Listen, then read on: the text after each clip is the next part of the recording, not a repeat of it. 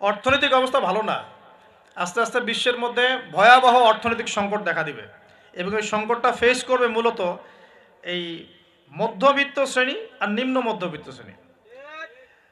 খুব ধনী দেশের কোনো সমস্যা হবে না, যারা মিডল ক্লাস কান্ট্রি বা আরেকটু নিচু মানের কান্ট্রি অর্থনৈতিক দিক থেকে, এদের সামনে ভয়াবহ একটা অবস্থা ফেস করতে হবে।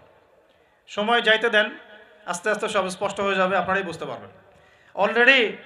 অলরেডি গরিব মানুষ হাহাকার করা শুরু করেছে, অলরেডি হাহাকার করা শুরু করেছে। বড় লোকের তো কোনো সমস্যা নাই, গ্যাস তেল চাল ডাল সব কিছুর দামও যদি বাড়ে, বড় লোকের কোনো সমস্যা আছে? আমার তো কোনো সমস্যা নাই, আমি তো খেতে পারতেছি, কোনো না কোনোভাবে খেতে পারতেছি। কিন্তু যে কৃষক মজুর শ্রমিক, হ্যাঁ, যারা গরিব মানুষ, এরা তো আমার মতো না। আমার জন্য 4 বার বিদ্যুতের দাম বাড়লেও কোনো সমস্যা নাই। 1000, 1500, 2000, 3000 আপনি ইফোর্ট দিতে পারছেন, আপনার তো সমস্যা নাই। কিন্তু যে ব্যক্তির মাসিক আয় 3000 টাকা, সে কি করবে? পুরো বিশ্বে একটা ইকোনমিক সংকট চলছে। আল্লাহ পাকের গজব একটার পর একটা আসতে আছে, দেখতে পারতেছেন না?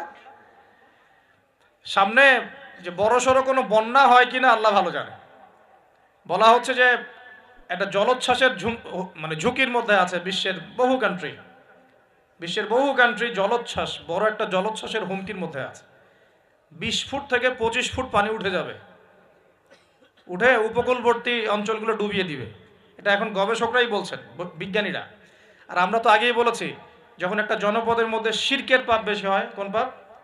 শিরকের পাপ। শিরক শুধুমাত্র ওই মূর্তি পূজা করাই শিরক নয়, আপনাদেরকে জানাই দিতে চাই, কবর পূজা করাও শিরক। কথা কি বুঝতে পারছেন? আমার কথা কিভাবে নেবেন জানি না, কিন্তু আমাকে তো বলতে হবে।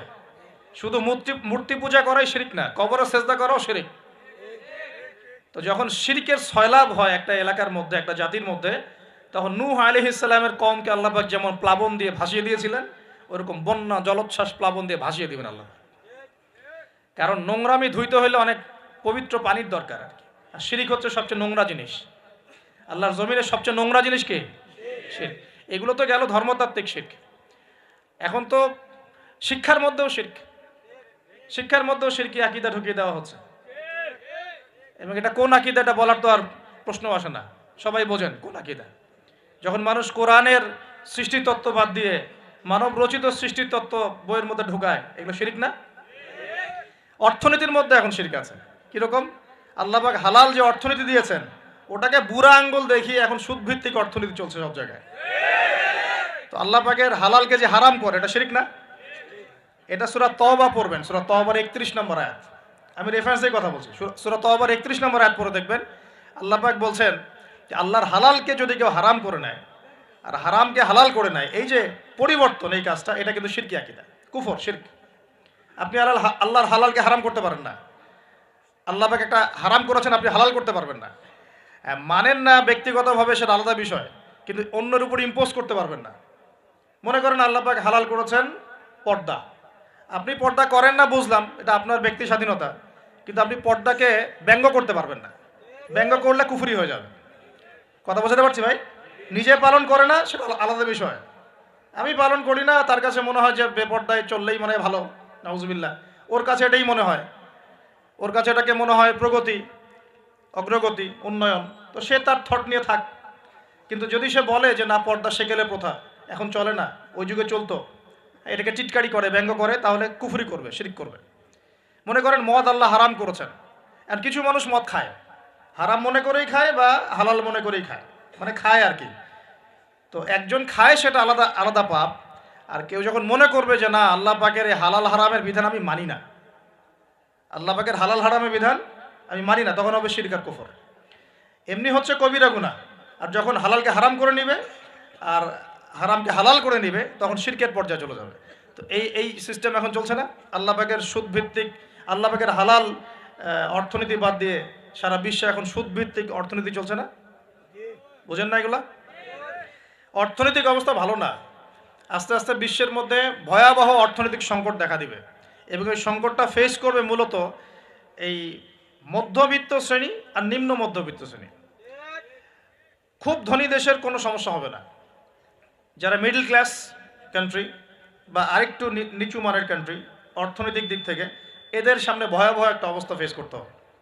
সময় যাইতে দেন, আস্তে আস্তে সব স্পষ্ট হয়ে যাবে, আপনারাই বুঝতে পারবেন। অলরেডি গরিব মানুষ হাহাকার করা শুরু করেছে, অলরেডি হাহাকার করা শুরু করেছে। বড় লোকের তো কোনো সমস্যা নাই, গ্যাস তেল চাল ডাল সব কিছুর দামও যদি বাড়ে, বড় লোকের কোনো সমস্যা আছে? আমার তো কোনো সমস্যা নাই, আমি তো খেতে পারতেছি, কোনো না কোনোভাবে খেতে পারতেছি।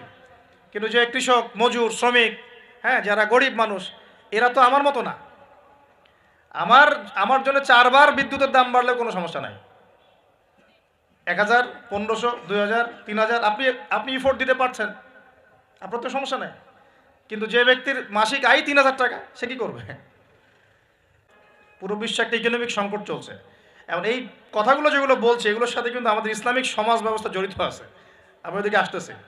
তো প্রথমে বোঝেন যে এটাও শিরকি একটা সিস্টেম চলতেছে। আর বিশ্বে যে শিরকটা চলতেছে বড়, সেটা আরো ভয়াবহ। সেটা কি?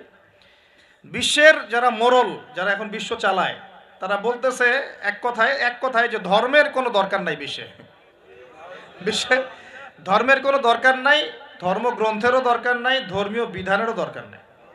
এই বিশ্ব চালাবো আমরা, বিশ্বের বিধান রচনা করব আমরা, বিশ্বকে পরিচালনা করার মূলনীতি বানাবো আমরা, বিশ্বের মানুষকে চালাবো আমরা। নাউজুবিল্লাহ বলছি ঠিকই, বিশ্ব চলছে এইভাবে। এখানে আল্লাহর আসমানি কিতাব, কোরআন হাদিস, শরিয়া, ইসলামী সমাজ, এগুলো বুড়া আঙ্গুল সব।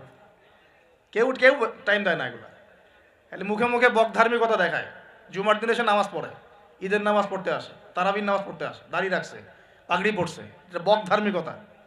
আগে ভিতর ঠিক করতে হবে। তো ভিতরটা কি? ভিতরটা হচ্ছে তাবারাকাল্লাযী বিয়াদিহিল মুলক। সূরা মুলকের 1 নম্বর আয়াতে কি বলছেন আল্লাহ পাক? তাবারাকাল্লাযী বিয়াদিহিল মুলক, বরকতময় সেই আল্লাহ। এই আল্লাহ পাক মহাবিশ্ব সৃষ্টি করেন নাই? এই মহাবিশ্ব কে সৃষ্টি করছে? এই পুরো মহাবিশ্বে পৃথিবীর মতো কোটি কোটি কোটি কোটি গ্রহ আছে না? আছে কি নাই? এই পুরো মহাবিশ্বে কার হুকুম চলে? ওই পুরো মহাবিশ্বে কি জিবরাইল আলাইহিস সালামের হুকুম চলে? আল্লাহর কোনো ফেরেশতার হুকুম চলে? কোনো নবীর হুকুম চলে? তাহলে কোনো মানুষের হুকুম চলার কোনো প্রশ্ন ওঠে? পুরো মহাবিশ্বের কোটি কোটি গ্যালাক্সি, কোটি কোটি গ্রহ নক্ষত্রে আল্লাহর হুকুম চলে। সূর্য পর্যন্ত ডোবার পরে আল্লাহর কাছে পারমিশন নেয়, আল্লাহ আগামীকাল উঠবো, আল্লাহ বলেন ওঠো, তাহলে উঠবে। একদিন আল্লাহ বলবেন না, ওঠার দরকার নাই, সূর্য তখন উল্টা দিক থেকে উঠবে, পশ্চিম দিক থেকে। ওই দিন কিয়ামত হয়ে যাবে। যেদিন কিয়ামত হবে, ওইটা হচ্ছে আল্লাহ পাকের ক্রোধের বহিঃপ্রকাশ, মানে রাগ থাকে না, যে ধৈর্য ধরতে ধরতে ধরতে ধরতে এক সময় যখন আপনি আর পারতেছেন না, তখন একটা হাইপার হয়ে যান না মাঝে মাঝে, তখন মনে হয় যে আশপাশে যা আছে ভেঙে চুরে একাকার করে ফেলেন না। ওই যে পৃথিবীর নিচে যে আগ্নেয়গিরিগুলো আছে, শক্তি সঞ্চার করতে করতে করতে করতে এক পর্যায়ে বিস্ফোরিত হয়ে যায়, তখন আর পৃথিবীবাসীর তো কোনো হুঁশ, তখন আর উপায় থাকে না। তো এরকম কিয়ামতের দিনটা হচ্ছে আল্লাহ পাকের ক্রোধের বহিঃপ্রকাশ। মানে এক হুকুমেই পুরো মহাবিশ্বের সব গ্রহ ধ্বংস হয়ে যাবে, এক হুকুমে। তাই পুরো মহাবিশ্বে আল্লাহ ছাড়া কারো হুকুম চলে? আল্লাহ সেটাই বলছেন, তাবারাকাল্লাযী বিয়াদিহিল মুলক, বরকতময় সেই আল্লাহ যার হাতে সমস্ত ক্ষমতা। যার হাতে কি ভাই? মুলক মানে কি? রাজত্ব। এখনকার তোমরা যারা পলিটিক্যাল সায়েন্স পড়াও, তোমাদের বা আপনাদেরকে বলছি, রাজত্ব মানে কি? রাজত্বের ইংরেজি প্রতিশব্দ কি? সভরেন্টি। মানে বলেন, সভরেন্টি মানে কি? সার্বভৌমত্ব। মানে কি? সার্বভৌমত্ব। আল্লাহ পাক বলছেন মহাবিশ্বের সার্বভৌমত্ব আমার হাতে। সুবহানাল্লাহ। কার হাতে? মহাবিশ্বের সার্বভৌমত্ব কার হাতে? সভরেন্টি কার হাতে? দুনিয়াতে এই সভরেন্টি, সার্বভৌমত্ব মানুষের হাতে। বুঝেন নাই মনে হয়? এই দুনিয়াতে সভরেন্টি, মুলক, সার্বভৌমত্ব এখন আল্লাহর হাতে নাই, মানুষের হাতে। মানুষ যা মনে করে তাই চালায়। এখন আল্লাহ পাকের বিধান, আল্লাহ রাসূল, এগুলো বাদ। তো এটা হচ্ছে সবচেয়ে বড় শিরক সারা বিশ্বের। এটা সারা বিশ্বের সবচেয়ে বড় পর্যায়ে শিরক। তো শিরকে ডুবে আছি আমরা, এটাকে বোঝেন। আমি তো বলছি না যে এখন এই প্রবলেমসগুলোকে রাতারাতি সলভ করা যাবে, এমনটা তো বলছি না। বলছি পুরো ওয়ার্ল্ডে এরকম শিরকি একটা সিস্টেম প্রতিটা ক্ষেত্রে চলছে। কিভাবে সলভ করবেন সেটা পরের বিষয়, আগে তো বুঝতে হবে কোথায় আছে বিশ্ব এখন। তো আমরা দেখলাম যে বড় বড় সেক্টর যেগুলো একটা বিশ্বের, ধর্ম, সংস্কৃতি, অর্থনীতি, জিওপলিটিক্স এবং পরিবার তো আছেই, পাশাপাশি আমাদের এই একটা ওয়ার্ল্ড অ্যাফেয়ার্স, এই প্রতিটা ক্ষেত্রে আল্লাহ পাকের তাওহীদকে পাশ কাটিয়ে মানুষের মন গড়া বিধান দিয়ে চলানো হচ্ছে কিনা? হচ্ছে কিনা? বুঝতে পারছেন না মনে কথা? সুদ কি মানুষের বিধান না আল্লাহর বিধান? বলেন, আরো খোলামেলা বলি, সুদ কি মানুষের বিধান না আল্লাহর বিধান? মদ মদ কি মানুষের বিধান না আল্লাহর বিধান? মদ খাওয়া যাবে? মদ খাওয়া যাবে? বেপরদায় চলা যাবে, এটা কি মানুষের বিধান না আল্লাহর বিধান? পুরো বিশ্বের যত বৈশ্বিক অ্যাফেয়ার্স আছে এটা মানুষ নিয়ন্ত্রণ করবে, আল্লাহর বিধানের দরকার নাই। এটা কি আল্লাহর বিধান না মানুষের কথা? তো সারা বিশ্বে এই কুফুরি চলতেছে না? চলছে কি না? এখন এই বিশ্বটা বোঝেন, তারপরে আপনি এই আয়াতটা বোঝেন। এখন আল্লাহ পাক বলছেন, এখন আমি মুহাম্মদ সাল্লাল্লাহু আলাইহি ওয়াসাল্লামের কাছে এমন কিতাব দিয়েছি যে কিতাবে এই সব সমস্যার সমাধান আছে। সুবহানাল্লাহ। সমস্যাগুলো তো বুঝতে পারলেন। আল্লাহ পাক বলছেন, হে মুহাম্মদ বলেন সাল্লাল্লাহু আলাইহি ওয়াসাল্লাম, আমি তোমার কাছে এমন একটা কিতাব দিয়েছি যে কিতাবের মধ্যে প্রতিটা বিষয়কে আমি ব্যাখ্যা করেছি, সমাধান দিয়েছি। এটা হেদায়েত, এটা রহমত, এটা বুশরা, সুসংবাদ কাদের জন্য? যারা আমার সামনে আত্মসমর্পণ করবে। যারা করবে না ওদের জন্য সুসংবাদ নাই। আর এই কিতাবের ব্যাখ্যা আছে। এই কিতাব একাই আপনাকে পথ দেখাবে না, হাদিসের প্রয়োজন আছে। এটা আমরা পেলাম সূরা নজম আয়াত নাম্বার 3-4 এবং সূরা হাশর আয়াত নাম্বার 7, যে রাসূল সাল্লাল্লাহু আলাইহি ওয়াসাল্লাম নিজের মন গড়া কোনো কথা বলতেন না। তিনি সেটাই বলতেন যে আল্লাহ ওহী করতেন। আর আল্লাহর রাসূলের আদেশগুলো আমরা পাচ্ছি হাদিসে, নিষেধগুলো পাচ্ছি হাদিসে।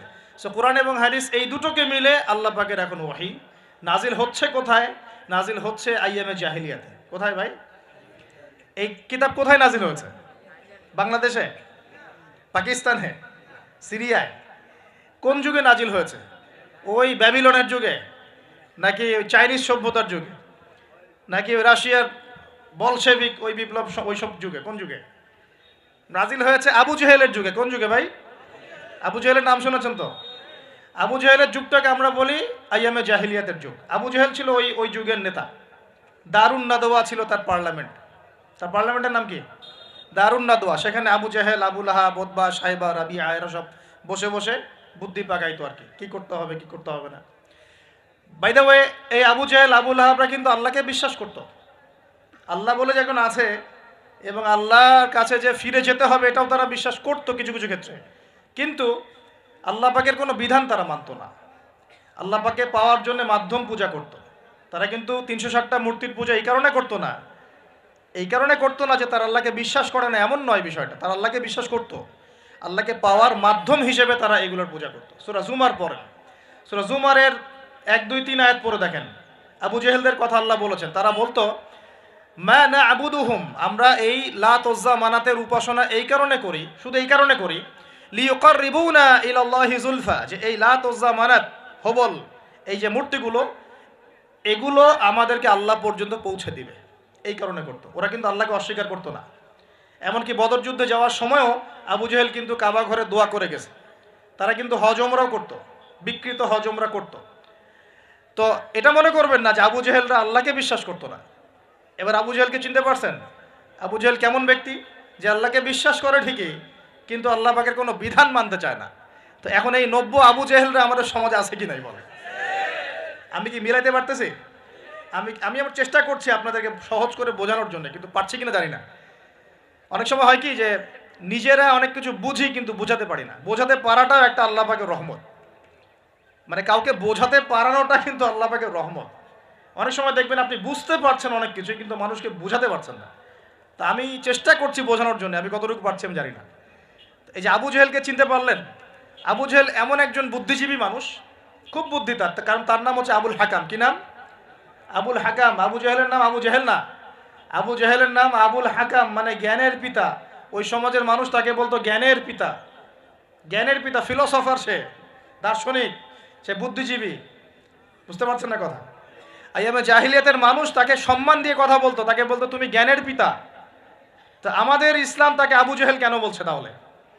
কারণ সে আল্লাহ পাককে চিনত, আল্লাহ পাককে চেনার পরেও আল্লাহ পাকের বিধানকে সরাসরি বিরোধিতা করেছে। কোনো অজ্ঞ মানুষ ছাড়া এই কাজ কেউ করতে পারে? তো এখন বলেন, এরকম মানুষ সমাজে আছে কি নাই? এই নব্য আবু জেহেলরা আছে না নাই? আছে রে ভাই, আছে, আছে না? এরকম মানুষও পৃথিবীতে সমাজে আছে। তো এখন বলেন, আবু জেহেলদের যুগে আল্লাহ পাক কোরআন হাদিস নাজিল করলেন কেন? কি প্রয়োজন ছিল? উত্তর, আবু জেহেলদের যুগের মধ্যে বর্তমান সময়ের মতো শিরক ছিল। কি ছিল ভাই? আবু জেহেলদের যুগে বর্তমান সময়ের মতো সুদ ছিল, সুদ। আবু জেহেলদের যুগে বর্তমান সময়ের মতো মাদক ছিল। আবু জেহেলদের যুগে বর্তমান সময়ের মতো মেয়েদের প্রতি এই বর্বর আচরণ ছিল, মানে নারীর অবমাননা ছিল। বরং আমি বলি, আমি খোলামেলাই বলি, আবু জেহেলের যুগ থেকে এই যুগে নারীর অবমাননা আরো বেশি। আবু জেহেলের যুগে এত ধর্ষণ হয় নাই। আবু জেহেলের যুগে মেয়েরা এরকম ছেলেদের পোশাক পরে ঘুরে নাই। আবু জেহেলের যুগে ঘরে ঘরে পরকিয়া ছিল না। আবু জেহেলের যুগে যে ফ্ল্যাটে ফ্ল্যাটে জেনা আর ক্যাসিনো আর বার আর মেয়েদের ড্যান্স, পর্নোগ্রাফি, এগুলো ছিল না। এগুলো কোনোটাই আবু জেহেলের যুগে ছিল না। ওই যুগটাকে তো খুব আমরা গালিগালাজ করতে পছন্দ করি। হ্যাঁ, একদম জাহিলি যুগ, আইয়ামে জাহিলিয়া, তাই না? মেয়েদেরকে একদম জীবন্ত কবর দেওয়া হতো, এই কথা বলি না? তো এখন আবার কোথায় মেয়েকে সম্মান দেওয়া হচ্ছে? এত সেদিন বললাম না, এখন তো মেয়েকে হলে ডেকে নিয়ে পায়জামা খুলে ফেলে দেওয়া হচ্ছে না? কোন কোন ক্ষেত্রে কলেজ ছাত্রীদেরকে মনোরঞ্জনের পাত্র বানানো হয়েছে। দেখলেন না কয়দিন আগে কি ঘটনা ঘটলো ঢাকায়? তো এখন আবার মেয়েদের কোথায় সম্মান দেওয়া হচ্ছে? তারপরেও একটা শালীন পোশাক তো ছিল। আবু জেহেলের যুগে আপনি বিকিনি সংস্কৃতি পাবেন না। আবু জেহেলের যুগে বিকিনি সংস্কৃতি ছিল না, এখন বিকিনি সংস্কৃতি আছে, আছে না? এই যে আপনারা তো লন্ডন লন্ডন করেন খুব, ওখানে কি দেখে আসেন? কি দেখে আসেন? ওখান থেকে দেখে এসে এখানে কোটি কোটি টাকার বাড়ি বানাচ্ছেন, 1 কোটি 2 কোটি 3 কোটি, 1 বছর পর ভেঙে আবার নতুন করে করেন, তাই না? এমনও তো কিছু মানুষ আছে আপনাদের সমাজে, আমি জানি। শোনেন, তাব্বাত ইয়াদা আবি লাহাবি ওয়া তাব, সূরাটা পড়েছেন? আবু লাহাবের 2 হাত ধ্বংস হোক। আবু লাহাবের পাপ ছিল অন্য, সে নবী সাল্লাল্লাহু আলাইহি ওয়াসাল্লামের সাথে কটূক্তি করত, বিরোধিতা করত। কিন্তু আবু লাহাব সম্পর্কে আল্লাহ পাক কি বলছেন? মা আগনা আনহু মালুহু ওয়া মা কাসাব। আবু লাহাবের মাল সম্পদ এবং যা সে অর্জন করেছে এই দুনিয়াতে, এগুলো তাকে জাহান্নামের আগুন থেকে বাঁচাতে পারবে না। এই বিশাল প্রপার্টি আপনাকে জাহান্নামের আগুন থেকে বাঁচাতে পারবে না যদি এই প্রপার্টির হক আদায় না করেন। এই রিজিকের হক যদি ঠিকঠাক আদায় না করেন, জাকাত না দেন, দরিদ্রের হক না দেন, মিসকিনের হক না দেন, আত্মীয়র হক না দেন, প্রতিবেশীর হক না দেন, ইসলামের আল্লাহ ফি সাবিলিল্লাহ দান সদকা না করেন, এই বিশাল প্রপার্টি আপনাকে কিয়ামতের মাঠে বাঁচাতে পারবে না। মা আগনা আনহু মালুহু ওয়া মা কাসাব সায়াসলা নারান যাতা লাহাবিন ওয়া ইমরাআতুহু হাম্মালাতাল হাতাব ফি জিদিহা হাবলুম মিন মাসাদ। সূরাগুলো পড়বেন। কোরআন তো শুধুমাত্র তাবিজ করার জন্য কোরআন নাজিল করা হয়নি। তাবিজ করার জন্য কোরআন নাজিল করা হয়েছে নাকি? কোরআনের আয়াত ছিঁড়ে ছিঁড়ে এখন মাদুরির মধ্যে ঢুকিয়ে গলায় ঝুলে রাখার জন্য কোরআন নাজিল হয়েছে? বলেন তো। কোরআনের আয়াত একটা ছিঁড়ে এভাবে আমি র্যাপিং করে গলার মধ্যে ঢুকায় রেখে দিলাম, বাস কোরআনের হক আদায় হয়ে গেল। ডক্টর আপনাকে একটা প্রেসক্রিপশন দিয়েছেন, মনে করেন তোমার কোভিড হয়েছে, তোমাকে এখন এই প্রেসক্রিপশন অনুযায়ী চলতে হবে। আর প্রেসক্রিপশনটা আমি যদি এমন একটা ভাঁজ করি, ভাঁজ করে সুন্দর করে মাদুরির মধ্যে ঢুকায়, ওষুধ খাওয়ার দরকার নাই, ভাঁজ করে ঢুকায় ব্যাস রেখে দিলাম, রোগ ভালো হবে না? রোগ ভালো হবে? আমরা কোরআন কিনে এই কাজ করি। আমরা কোরআন কিনে কেউ কেউ এই কাজ করি, সবাই না, কেউ কেউ। কোরআন শেফা মানে কি? কোরআন আপনার রুহের শেফা এবং দেহের শেফা। কখন? যখন কোরআন বুঝে আমল করবেন তখন। কোরআন পড়ে বুঝে যখন আমল করবেন তখন কোরআন শেফা এবং রহমত, বুশরা। আল্লাহ পাক আমাদেরকে বোঝার তৌফিক দান করুন। তবে হ্যাঁ, কোরআনের আয়াত থেকে ঝাড়ফুঁক করা যায়, ঝাড়ফুঁক করা যেতে পারে, পানি পড়া খাওয়া যেতে পারে এবং এই পানি দিয়ে গোসলও করা যেতে পারে ইত্যাদি। কিন্তু আপনি তো ছিঁড়ে ছিঁড়ে ছিঁড়ে ছিঁড়ে খালি গলায়, পায়ে, হাতে ঝুলে রাখতে পারেন না। আল্লাহ পাক আমাদেরকে বোঝার তৌফিক দান করুন। প্রিয় ভাইয়েরা, এখন এতটুকু তো বুঝতে পারলাম যে কোরআন কোন সময় নাজিল হয়েছে। তাহলে ভাই কার যুগে? আবু জেহেলের যুগে। আবু জেহেলের যুগে কি ছিল? এখনকার মতো শিরক ছিল, এখনকার মতো সুদ ছিল, এখনকার মতো মাদক ছিল, এখনকার মতো মেয়েদের অবমাননা ছিল, আরও একটা ছিল, এখনকার মতো যে গোত্রীয় হানাহানি দেখেন না, এখন হানাহানি মারামারি রাহাজানি, বিশ্বে বিশ্বে দেশে দেশে, দলে দলে, এই পলিটিক্যাল দল ওই পলিটিক্যাল দলে, আবার এই ধর্মীয় দল এই ধর্মীয় দলে, এই যে হানাহানি, গোত্রীয় হানাহানি, এই হানাহানি ছিল আইয়ামে জাহিলিয়াতের একটা বড় নিদর্শন। তো এরকম একটা সমাজে আল্লাহ পাক কোরআন এবং হাদিস নাজিল করলেন কেন? ইসলামী সমাজ গঠন করার জন্য, যেটা আপনি টপিক দিয়েছেন।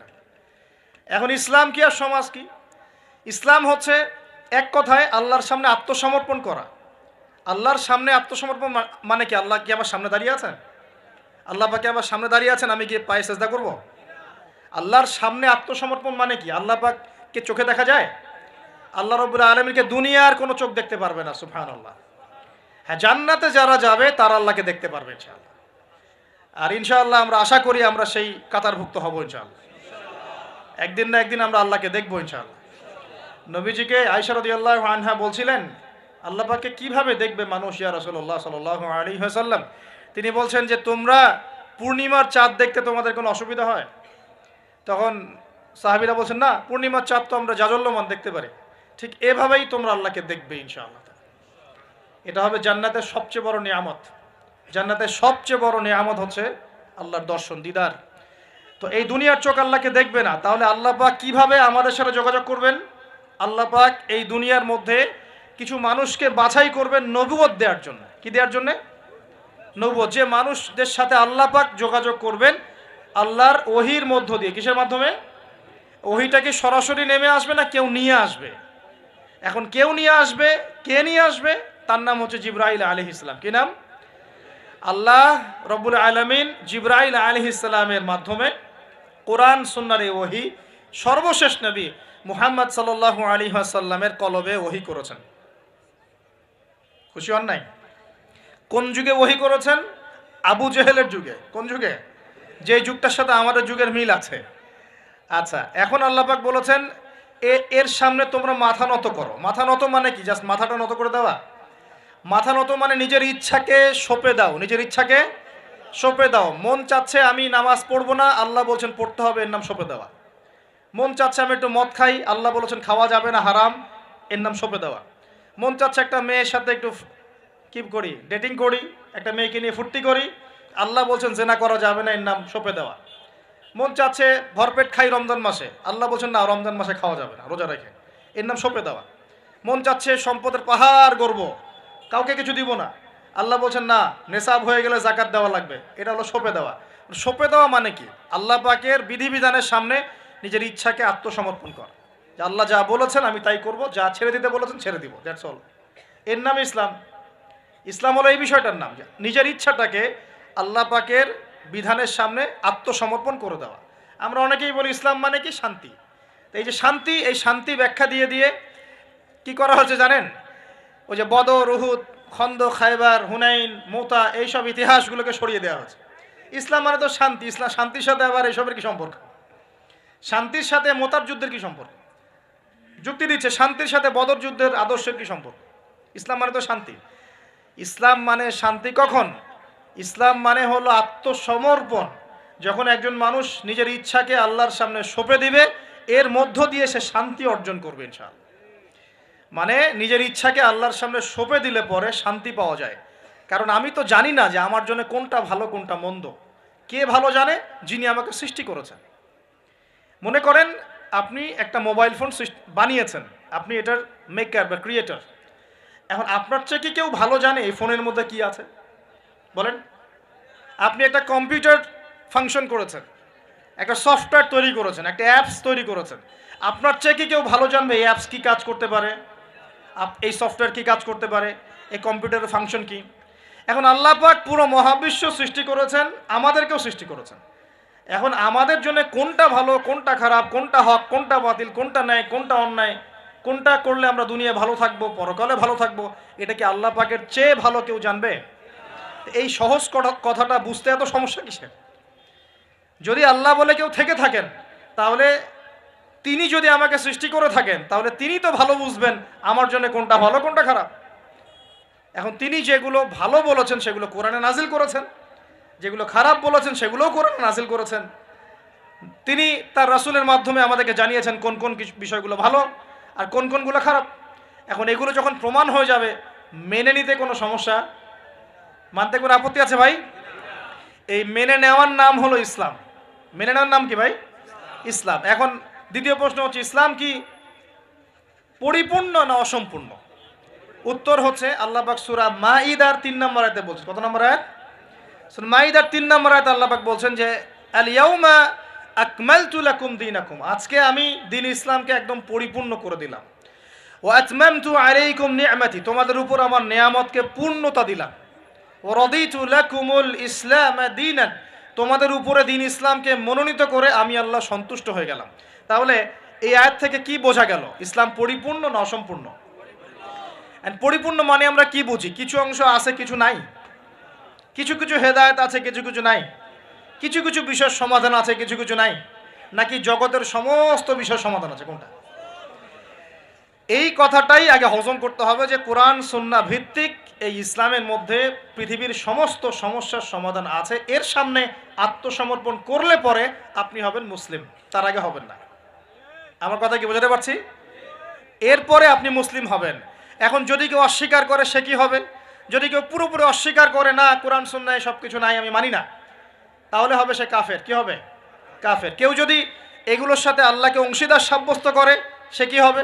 সে হবে মুশরিক। কেউ যদি বলে, আমি বলে না, মনে মনে অস্বীকার করে কিন্তু মুখে মুখে বলে হ্যাঁ মানি, এমন মানুষ নাই? মুখে মুখে বলে হ্যাঁ মানি মানি মানি সবই মানি, আর মনে মনে অস্বীকার করে, ইসলামের বিরুদ্ধে কাজ করে ভিতরে ভিতরে। এই মানুষগুলোকে কি বলা হয়? মুনাফিক। আর এক শ্রেণী আছে যারা স্বীকার করে নেয় যে হ্যাঁ এগুলোই ঠিক, কিন্তু চলতে পথে, আল্লাহর পথে চলতে গিয়ে কবিরা গুনায় লিপ্ত হয়, তখন এদেরকে আমরা বলি ফাসেক বা জালেম। আমার কথা কি বুঝতে পারছেন? 5টা শ্রেণীর মানুষ আপনাকে দেখাই দিলাম ইসলাম কেন্দ্রিক। কেউ শিরিক করে হচ্ছে মুশরিক, কেউ অস্বীকার করে হচ্ছে কাফের, কেউ মুখে স্বীকার করছে মনে স্বীকার করছে না, হচ্ছে মুনাফিক, কেউ স্বীকার করে পথ চলতে গিয়ে কবিরা গুনাহ করছে, কবিরা গুনাহ, তখন সে জালেম হচ্ছে বা ফাসেক হচ্ছে। আর কেউ পরিপূর্ণরূপে আত্মসমর্পণ করে আমলে প্রমাণ করে সে মুমিন মুসলিম হচ্ছে। আল্লাহ পাক আমাদেরকে এই মুমিন মুসলিম হওয়ার তৌফিক দান করুন। এখন এই হলো ইসলাম। ইসলামিক সমাজ কি? ইসলামিক সমাজ কি জিনিস? ইসলাম কি শুধু ব্যক্তি জীবনে পালন করারই ধর্ম বা জীবন? আচ্ছা, ধর্ম না জীবন ব্যবস্থা, এটাও তো জানতে হবে নাকি? ধর্ম আর জীবন ব্যবস্থার মধ্যে পার্থক্য কি? আল্লাহ পাক ইসলামকে কি বলেছেন? দিন আল ইসলাম। দিন কি বলেছেন?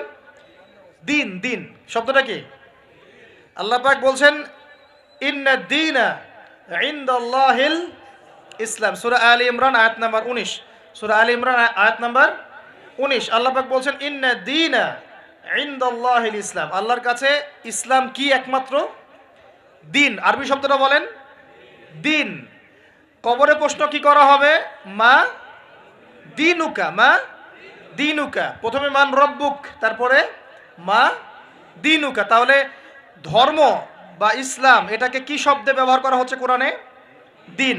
এই দিন শব্দের মানে কি আমি আপনাকে শর্ট করে বুঝাই দিচ্ছি। কোরআনে দিন শব্দ আসছে 2 রকম। কয় রকম?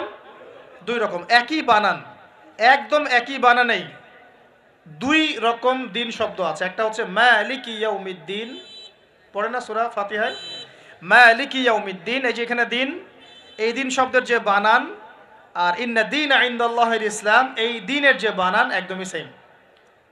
আবার আমপারা অন্য সূরা আছে ওয়ামা আদরাকা মা ইয়াউমুদ্দিন সুম্মা মা আদরাকা মা ইয়াউমুদ্দিন। এই যে দিন শব্দ, এগুলোর বানান কিন্তু সেম। পার্থক্য কোথায়? এই দিনের 2টো অর্থ হয়। কয়টা অর্থ ভাই? একটা অর্থ হচ্ছে মালিকি ইয়াউমিদ্দিন বলতে আল্লাহ পাক বুঝান কিয়ামত দিবস। কিয়ামত দিবস মানে যেদিন আমাদের বিচার করা হবে, এই দিবসটাকে বোঝাতে আল্লাহ পাক দিন শব্দ ইউজ করেছেন। আবার এই রিলিজিয়ন ইসলামকে বোঝাতেও দিন শব্দ ইউজ করেছেন। এখানে দিন শব্দ হলো জীবন ব্যবস্থা। জীবন কি ভাই? ব্যবস্থা। এখন জীবন ব্যবস্থা মানে কি? জীবন ব্যবস্থা মানে কি যে জীবনের কিছু অংশের হেদায়েত পাওয়া যাচ্ছে, বাকি অংশে পাওয়া যাচ্ছে না, বিষয়টা কি এমন? নাকি জীবন ব্যবস্থা মানে জীবনের প্রতিটা ক্ষেত্রের সমাধান আছে এমন? বলেন, উত্তর দেন। আল্লাহ পাক বলছেন ওয়ামা ইয়াবতাগি গায়রাল ইসলামি দীনান ফালা ইউকবালা মিন, কেউ যদি ইসলাম ছাড়া অন্য কোনো জীবন ব্যবস্থা তালাশ করে তার কাছ থেকে কিছুই কবুল করা হবে না।